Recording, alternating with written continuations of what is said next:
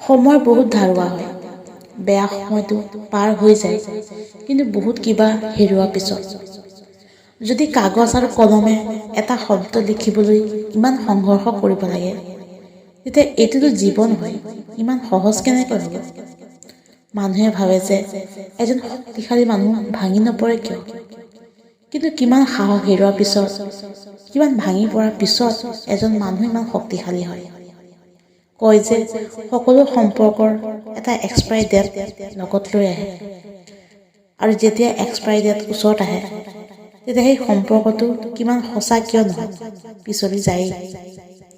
যদি বিচাৰে জোৰ জবৰদস্তি কৰি অলপ সময়ৰ কাৰণে ধৰি ৰাখিব পাৰে, কিন্তু শুনিছোঁ জোৰ কৰি নিজৰ জিদহে পূৰা কৰিব পাৰি, সম্পৰ্ক নহয়।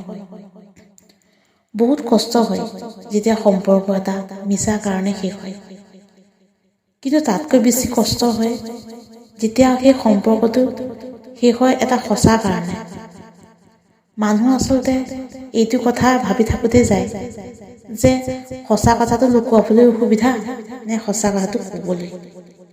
আচলতে অসুবিধা হয় সঁচা কথা চকুত চকুত হৈ ক'বলৈ আৰু সেইটো মানি ল'বলৈ।